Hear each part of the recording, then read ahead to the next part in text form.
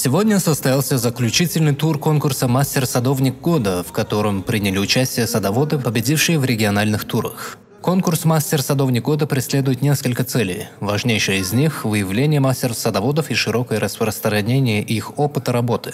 Также одной из целей конкурса является содействие росту различных фруктовых деревьев, выращиваемых в их садах. Соревнования проводились по двум условиям.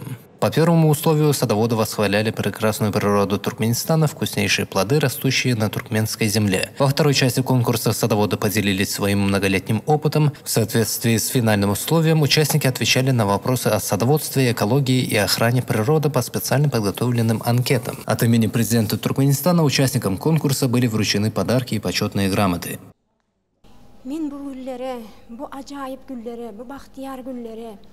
Türkmen halkının milli lideri, kahraman arkadağlı, kahraman serdarımız sebeple yetiştim. Sebebi kahraman arkadağlı kahraman serdarımız bize döretip veren ehli mümkünçülükleri, biz zahmet baba dayhallarımızı, ehli su, dökün, tohum, kuvvetli teknikalar bilen öpçün ediyor. Kahraman arkadağlı kahraman serdarımız parasatlı baştolluğunda bizim çağlarımız için, oba yaşayıcılar için yaşamağa, işlemeye ehli mümkünçülükleri döredip verdi.